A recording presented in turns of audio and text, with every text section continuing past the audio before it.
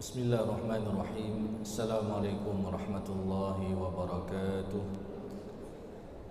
Alhamdulillah alladzi bi ni'matihi tatimmu shalihat wa bi fadlihi tatanazzalu al-barakat wal khairat wa bi tawfiqihi tatahaqqaqu al-maqasid wal ghayat.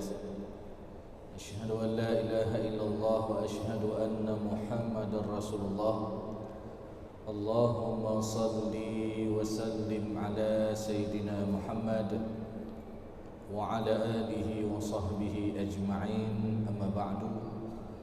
Kaum muslimin dan kaum muslimat, sidang jemaah salat maghrib yang dimuliakan ya Allah Subhanahu wa taala, serta seluruh pendengar Radio Baitur Rahman, Radio RRI dan radio swasta dimanapun Anda berada.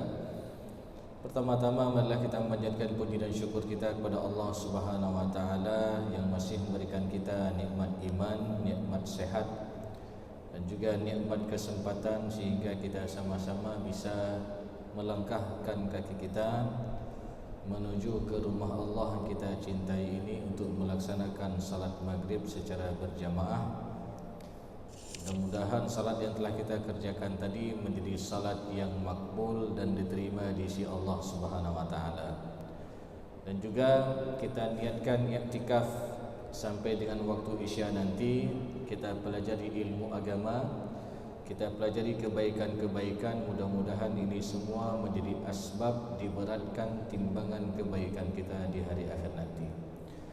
Salawat dan salam tak lupa pula kita sampaikan kepada Nabi Muhammad SAW, Rasulullah sebagai qudwah hasanah, Rasulullah sebagai suri tauladan yang baik yang patut kita contohi dalam kehidupan kita sehari-hari. Bapak Ibu yang dimuliakan oleh Allah Subhanahu wa taala, tentu masih menyambung kajian kita yang masih membincangkan tentang seputar problematika pembagian harta warisan, hibah dan wasiat di dalam Islam. Karena bicara tentang masalah warisan, tentu ini adalah kita membincangkan sebuah hukum yang sangat detail yang Allah sebutkan di dalam Al-Quran, yang mana bagian-bagiannya langsung ditentukan oleh pembuat syariat, yaitu Allah Subhanahu wa taala. Ada ahli waris yang berhak mendapatkan porsi 1/2, 1/3, 1/4, 1/6, 1/8 dan 2/3, yang mana bagian-bagian ini bukan ditentukan oleh para ulama, dan bagian-bagian ini juga bukan ditentukan oleh para nabi, tapi langsung yang menentukannya adalah Allah Subhanahu wa taala, fariidatan minallah. Kemudian jemaah yang dimuliakan oleh Allah Subhanahu wa taala, tentu mempelajari ilmu ini juga kita mengikuti sunnahnya Rasulullah SAW, yang mana Rasulullah SAW menyuruh kita untuk mempelajari ilmu ini. Dalam hadisnya Rasulullah SAW bersabda, ta'allamul faraidha wa 'allimuhun nas. Pelajarilah ilmu faraid, ilmu waris. Jadi kita harus faham untuk belajar siapa itu ahli waris, siapa itu yang bukan termasuk ahli waris, berapa bagian ataupun kadar bagi setiap ahli waris, dan bagaimana cara pembagian harta warisan tersebut. Jadi secara garis umum jemaah yang dimuliakan oleh Allah Subhanahu wa taala, di dalam pembahasan ilmu faraid ataupun ilmu waris ini ada 4 poin yang perlu kita ketahui. Yang pertama, siapa ahli waris? Tentu ahli waris ini adalah yang memenuhi sebab-sebab dan syarat-syarat mendapatkan warisan. Apa saja sebab-sebab mendapatkan warisan? Tentu yang pertama, adanya hubungan perkawinan dengan akad yang sah. Jadi ketika mereka menikah dengan akad yang sah, maka ini saling mewarisi satu dengan yang lainnya. Walaupun usia pernikahannya ataupun perkawinannya baru berlangsung 1 hari misalkan. Misal sepasang suami istri menikah tadi pagi misalkan, dan qadarullah Allah Subhanahu wa taala wafatkan pasangannya ataupun suaminya pada malam pertama yang telah Allah tentukan. Maka pertanyaannya jemaah yang dimuliakan oleh Allah Subhanahu wa taala, apakah istri yang baru diakad tadi pagi itu mendapatkan hak warisan daripada harta peninggalan suami? Maka dalam hal ini dapat. Karena kenapa? Memenuhi sebab mendapatkan warisan, yaitu adanya hubungan perkawinan dengan akad yang sah. Begitu pula jemaah yang dimuliakan oleh Allah Subhanahu wa taala, di antara hal-hal yang memenuhi sebab-sebab mendapatkan warisan adalah adanya hubungan nasab ataupun hubungan darah dengan darah ataupun nasab yang hakiki. Makna nasab yang hakiki ini adalah benar-benar ada hubungan kekerabatan, benar-benar ada hubungan darah. Berarti yang tidak termasuk kepada hubungan darah, contoh seperti anak angkat. Maka anak angkat secara hukum faraid dia tidak mendapatkan hak warisan. Tetapi anak angkat dia boleh mendapatkan hak secara hibah ataupun wasiat. Ini diperbolehkan. Tapi ketika ada anak angkat meminta hak porsi faraid, maka dia tidak memenuhi sebab, sehingga dia bukan termasuk ahli waris. Maka tadi Rasulullah SAW menyuruh kita untuk mempelajari ilmu ini, ya. Siapa itu ahli waris, siapa yang bukan ahli waris. Begitu pula jemaah yang muliakan oleh Allah Subhanahu wa taala, ketika ada di antara ahli warisnya termasuk dari pihak saudara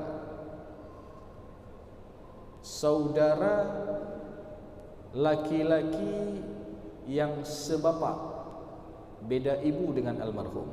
Nah, sabohyah beda mak dengan almarhum. Ini juga termasuk ada hubungan kekerabatan, ada hubungan darah.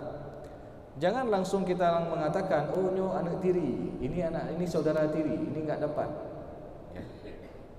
Maka harus kita fahami dulu istilah-istilah, ya, berkaitan dengan masalah nasab ini.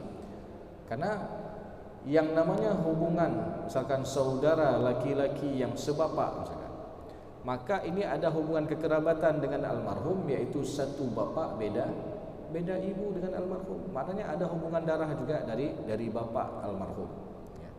Atau sebaliknya ada saudara seibu, maka saudara seibu ini juga termasuk ahli waris karena dia ada hubungan darah. Dan kapan mereka dapat? Ketika tidak ada ahli waris yang lain yang lebih dekat dengan almarhum.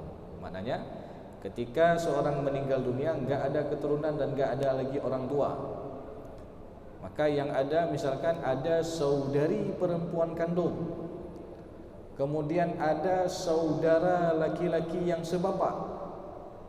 Maka untuk saudari perempuan kandung, jika dia hanya satu orang, maka saudari perempuan kandung ini dia mendapatkan porsi 1/2. Jadi kita contohkan sebuah kasus, tatkala seorang meninggal dunia, dia tidak memiliki keturunan dan tidak ada lagi orang tua, sudah duluan meninggal, tapi dia punya kakak 1 orang yang perempuan kandung. Kemudian ketika dilihat ahli waris yang lain, rupanya almarhum yang meninggal ini punya saudara sebapak, saudara laki-laki yang satu bapak beda ibu. Maka jemaah yang muliakan oleh Allah Subhanahu wa taala, enggak boleh langsung kita vonis, oh yang saudara sebapaknya saudara tiri hanaha, enggak dapat dia. Tunggu dulu. Ini ada hubungan darah juga, ada hubungan kekerabatan juga, ada hubungan nasab juga, yaitu satu darah dia dengan bapaknya. Maka dalam hal ini jemaah yang dimuliakan oleh Allah Subhanahu wa taala, secara porsi faraidnya untuk seorang saudari perempuan kandung ataupun kakak kandung daripada almarhum yang meninggal ini, dia mendapatkan porsi setengah. Dari mana kita tahu dapat porsi setengah untuk saudari perempuan kandung ini? Di dalam surat An-Nisa ayat 176 tentang permasalahan kalalah. Allah Subhanahu wa taala berfirman, yastaftunak qulillahu yuftikum fil kalalah in imru'un halaka laysa lahu waladun wa lahu ukhtun falaha nisfu ma tarak wa huwa yarithuha in lam yakul laha walad. Jadi ketika mereka meminta fatwa kepada Nabi Muhammad tentang apa itu kalalah, Allah Subhanahu wa taala berfirman, ya, bahwasanya yang namanya kalalah itu adalah inimruun halak, seseorang meninggal dunia, laisa lahu walad, dia enggak ada keturunan. Dan juga enggak ada lagi orang tua. Walahu ukhtun, tapi dia punya kakak ataupun saudari perempuan kandung. Maka jikalau hanya satu orang saudari perempuan kandungnya, tidak lebih dari satu, dan tidak ada saudara laki-laki yang kandung, maka saudari perempuan kandung ini dia mendapatkan porsi 1/2. Dan dalam kasus tadi masih hidup, termasuk ahli warisnya adalah ada saudara laki-laki yang sebapak dengan almarhum, ya. Maka saudara laki-laki yang sebapak ini juga termasuk ahli waris. Hal ini berdasarkan hadis Rasulullah SAW, yang mana Rasulullah SAW bersabda, al-hikul fara'idha bi ahliha fama baqiya fali aula rajulin dzakarin. Jadi berikanlah bagian pokok kepada yang berhak menerimanya, adapun sisa itu diberikan kepada kerabat laki-laki yang dekat hubungannya dengan almarhum. Maka dalam kasus tadi, ketika enggak ada kerabat laki-laki yang dekat dengan almarhum, ya, anak laki-laki enggak ada, orang tua enggak ada, kakek enggak ada, saudara kandung yang enggak ada, yang ada adalah saudara laki-laki yang sebapak. Maka saudara laki-laki yang sebapak ini mendapatkan asabah, sisa. Jadi jemaah yang dimuliakan oleh Allah Subhanahu wa taala, ini perlu kita mengetahui bersama, ya, sebagaimana anjuran Rasulullah untuk mempelajari ilmu ini. Jadi setidaknya secara garis besar kita harus paham, yang pertama, siapa yang termasuk ahli waris, siapa yang bukan termasuk ahli waris, berapa kadar bagiannya, dan bagaimana cara pembagiannya. Kemudian jemaah yang dimuliakan oleh Allah Subhanahu wa taala, tentu dalam hadis tadi Rasulullah mengatakan, fa innaha nisful ilm. Ilmu faraid ini ataupun ilmu warisan ini sama dengan kita mempelajari setengah daripada ilmu. Jadi enggak cukup kita belajar secara fikih faraid saja. Kita juga harus faham tentang di sana ada fikih munakahat, tentang pernikahan, bagaimana nikah itu dikategorikan nikah dengan akad yang sah, bagaimana nanti berkaitan dengan masalah perceraian. Apakah ketika ada pasangan yang bercerai, dia mendapatkan hak faraid dari mantan suaminya ataupun mantan istrinya? Karena ada kasus seperti ini jemaah yang dimuliakan oleh Allah SWT beberapa waktu yang lalu, ketika seorang suami mentalak istrinya, saya talak kamu, ya, jatuh talak 1, ya. Tentu konsekuensi daripada talak tersebut adalah adanya masa iddah, ya. Di masa iddah ini masa untuk melihat, mensterilkan apakah ada janin dalam kandungan istrinya atau tidak. Dan juga dalam masa iddah ini juga untuk masa untuk saling introspeksi antara pasangan suami istri ini, ya. Dan juga dalam masa iddah ini diperbolehkan untuk rujuk kembali, ya. Sehingga jemaah yang dimuliakan oleh Allah SWT dalam hal ini juga diberikan batasan waktu, ya. Berapa lama batasan waktu masa iddah tersebut?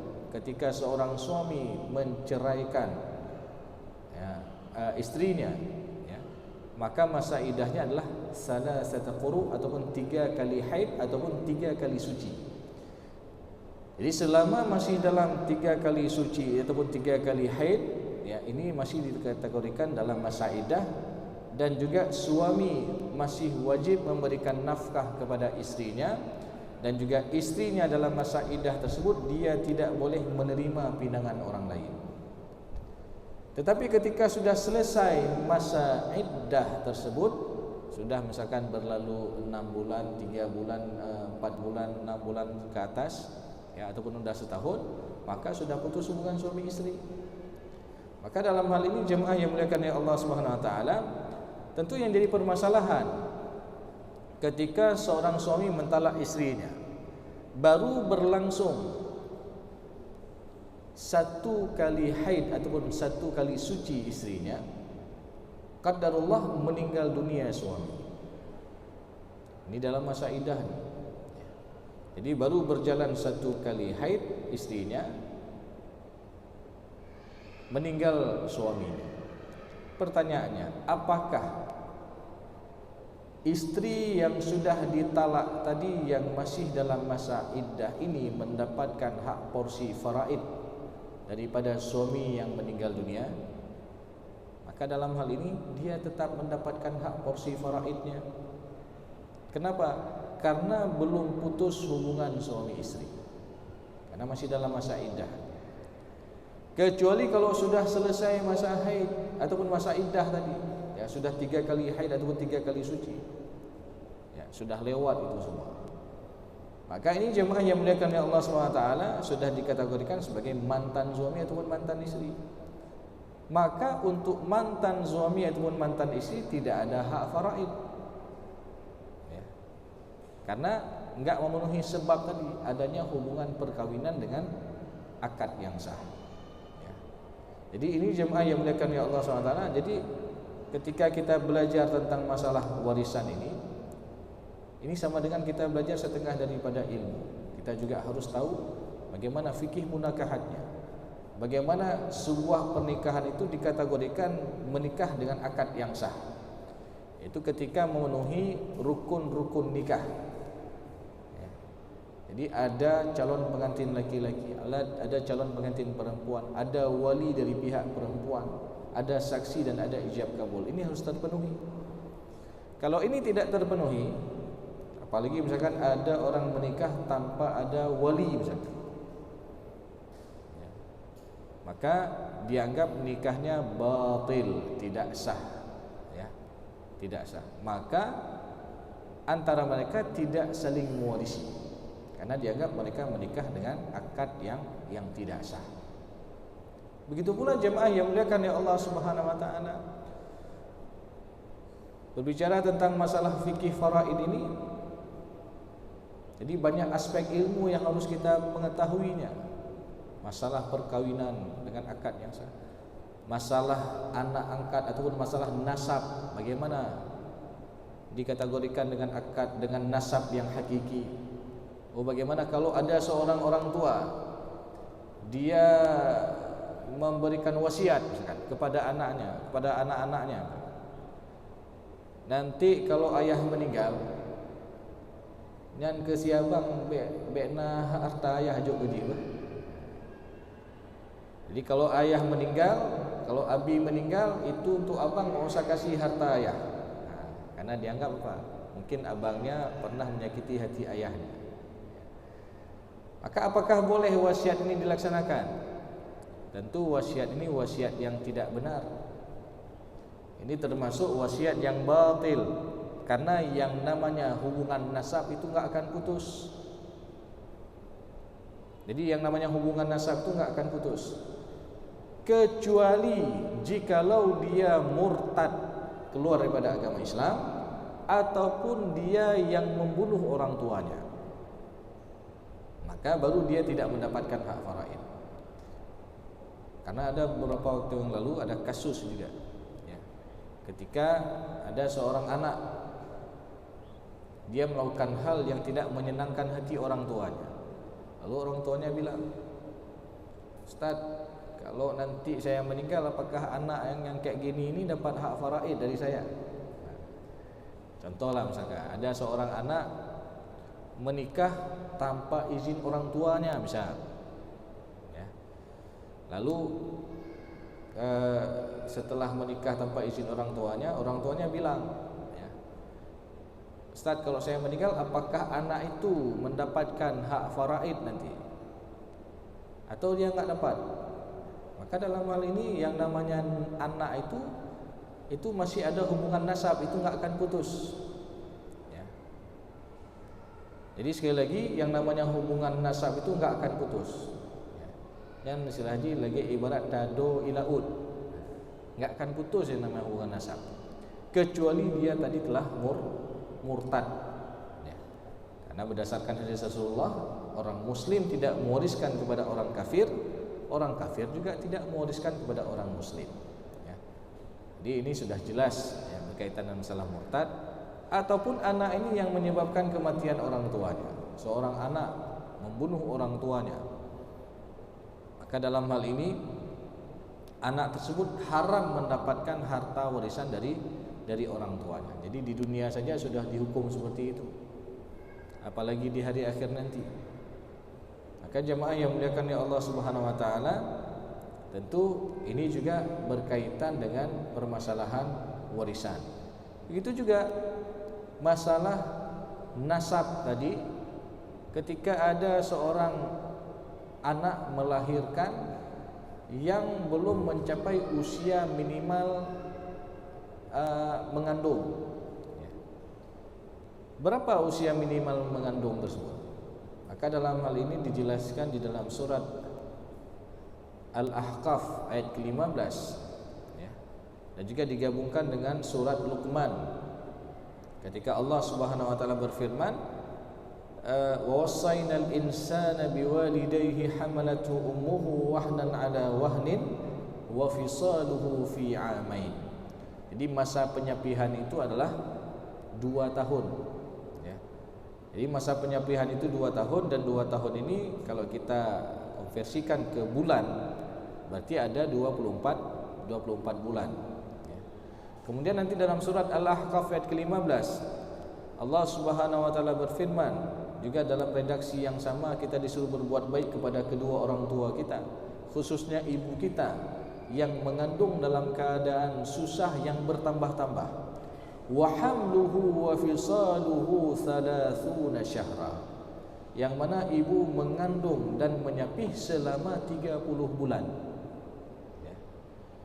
Jadi kita lihat ayat ini redaksinya mengandung ataupun hamil plus sapih 30 bulan.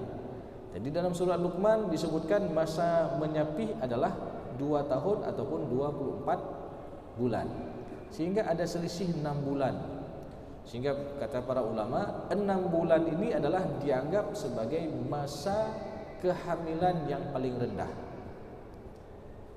Maknanya apa? Kalau ada orang yang baru menikah, belum mencapai usia 5 bulan pernikahannya, lalu sudah mengandung, maka ini dianggap sebelumnya sudah ada insiden. Maka anak ini tidak dinasabkan kepada ayahnya dalam menurut pendapat jumhur ulama. Anak ini hanya dinasabkan kepada ibunya saja. Karena kenapa?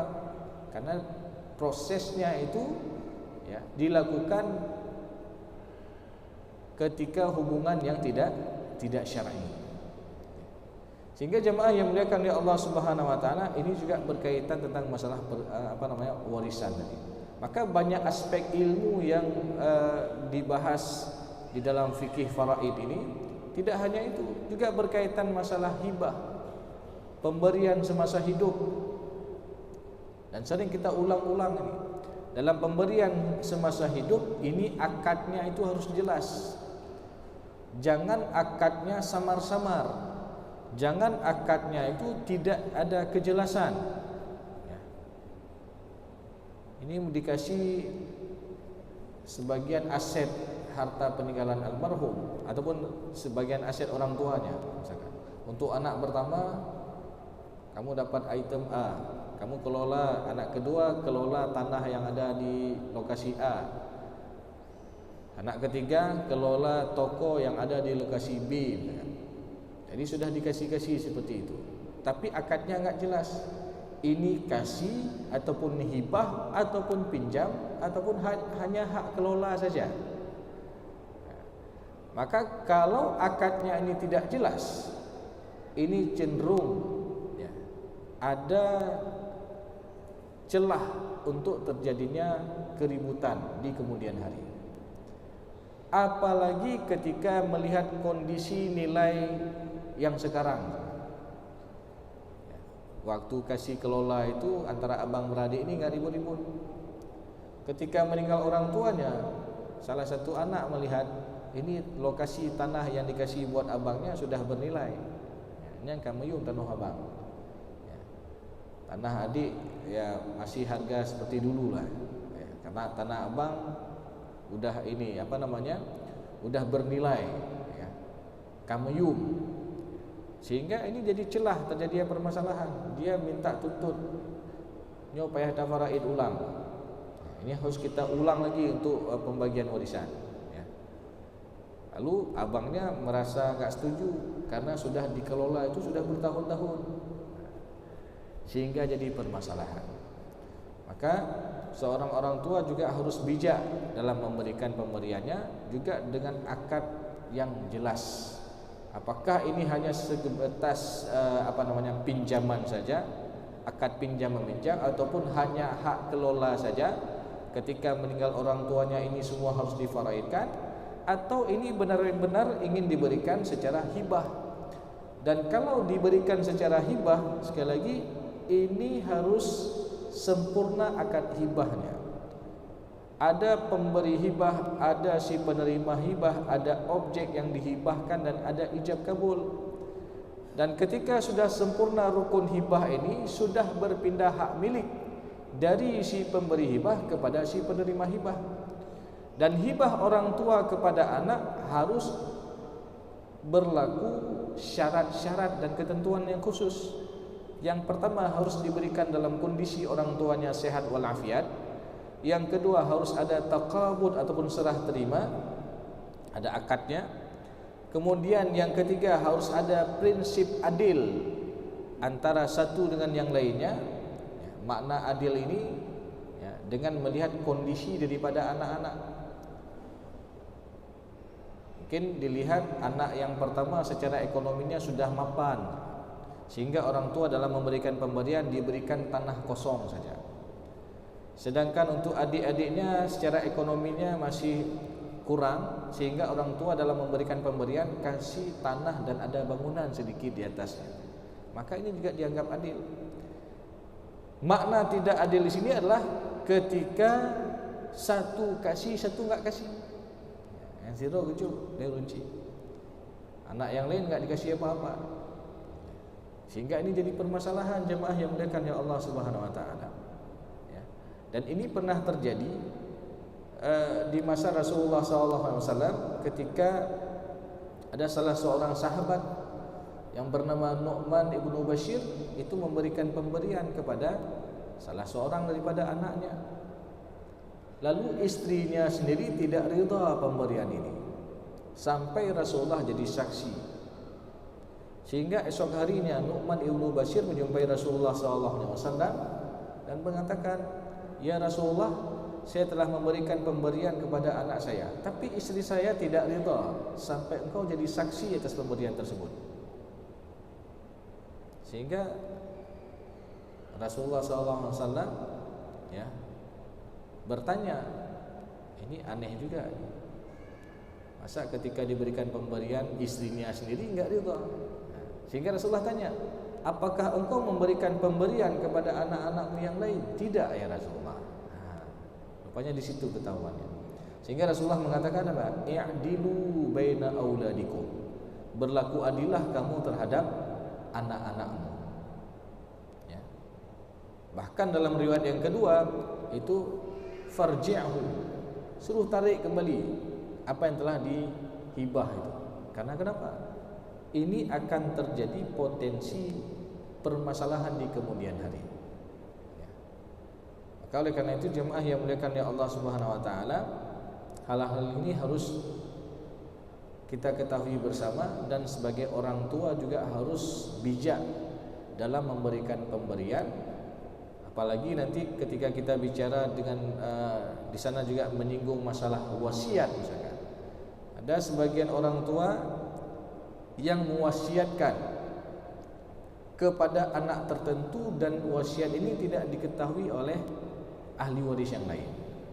Contoh, seorang orang tua bilang sama salah satu daripada anaknya, "Nak, nanti kalau emak meninggal, ini rumah ni buat adik aja ya. Tapi enggak usah bilang sama abang-abang. Biar pegang-pegang yang lain deh. Ni rumahnya ucap ke dalam kanan ron kan ngejaga lun ya. Karena adik udah jaga mama, adik udah rawat mama ya. Tapi enggak usah bilang-bilang yang lain ya." Jadi ini jadi masalah ya. Kapan jadi masalah? Ketika meninggal orang tua ya. Nanti ketika duduk di antara ahli waris, anak ini mengaku dan dia mengatakan kepada ahli waris yang lain. Jadi abang-abang dan kakak-kakak semua, ini ada amanah mama. Apa amanah mama? Kata mama dulu rumah ini kasih buat adik. Sehingga okeylah kalau mereka sepakat semua ya. Kalau ada ahli waris yang sepakat, oh pak bukti mah kepegang lemak. Mana bukti kalau mama ada bilang seperti itu ya. Jadi permasalahan. Maka oleh karena itu jemaah yang dimuliakan oleh Allah SWT, kalau kita bicara tentang masalah wasiat ya, ini pada dasarnya juga wasiat enggak boleh diberikan untuk ahli waris. Boleh diberikan untuk ahli waris atas dasar kesepakatan daripada semua ahli waris. Maka banyak aspek yang harus kita pelajari dalam permasalahan fikih warisan ini. Tidak hanya itu, juga permasalahan dalam perhitungan, matematika dasar, ilmu faraid ya. Di mana Allah Subhanahu wa taala dalam Al-Qur'an itu sudah menyebutkan bagian-bagian nilai porsi ahli waris. Setidaknya ada 6 bagian yang Allah sebutkan dalam Al-Quran, dan 6 bagian ini disebut dengan furud al-muqaddarah, bagian tertentu. Ada yang berhak dapat porsi setengah, ada yang berhak dapat porsi 1/3, 1/4, 1/6, 1/8 dan 2/3. Maka dari bagian-bagian ini jemaah yang muliakan ya Allah Subhanahu wa taala, kita juga harus paham secara ilmu matematika dasarnya. Dan ini pernah kita tanyakan ya. Dan ini juga sering kalau di kampus itu saya tanya sama mahasiswa, dari bagian-bagian yang ada ini yang disebutkan dalam Al-Quran ini, bagian mana yang paling besar? Semua jawab setengah. Setengah Ustaz. Setengah apa? Padahal dari bagian-bagian itu yang paling banyak adalah 2/3. Jadi kita harus paham juga ilmu matematika dasar ini. Maka tadi Rasulullah katakan fa innaha nisful ilm. Ketika kita pelajari ilmu faraid ini sama dengan kita belajar setengah daripada ilmu ya. Dan kadang ada sebagian orang ketika mau belajar fikih warisan ini, dia nyerah langsung dari awal. Kenapa? Nasi yang Ustaz, bahkan matematika payah dah ya.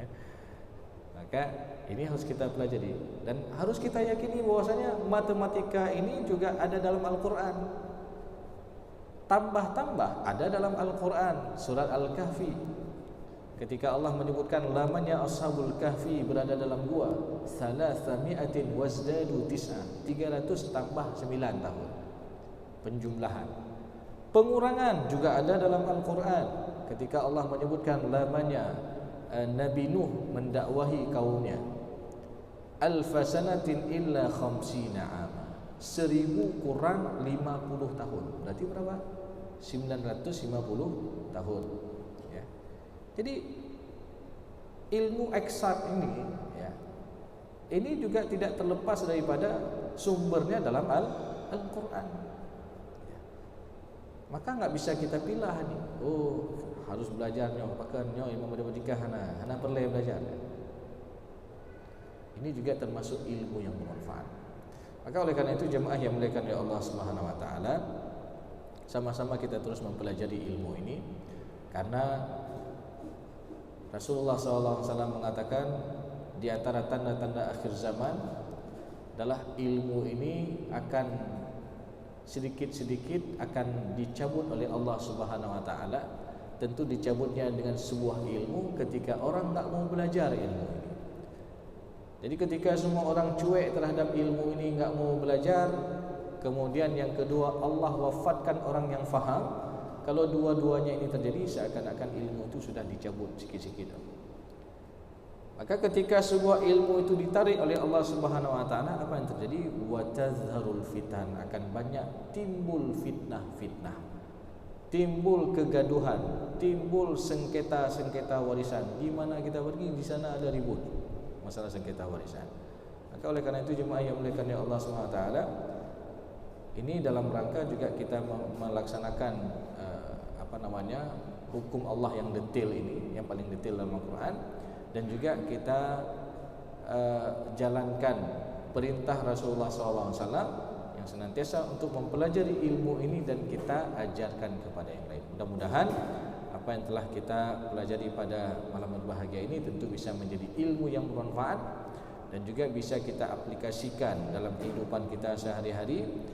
Dan juga bicara tentang masalah ilmu faraid, kita bicara tentang masalah hak yang pada akhirnya semua harta yang kita miliki ini akan diminta pertanggungjawaban oleh Allah Subhanahu wa taala, dari mana kita peroleh harta itu dan kemana kita belanjakan harta itu. Lebih dan kurang saya mohon maaf. Aqulu qawli hadza wa astaghfirullah li wa lakum wa lisa'il mu'minin. Wassalamualaikum warahmatullahi wabarakatuh.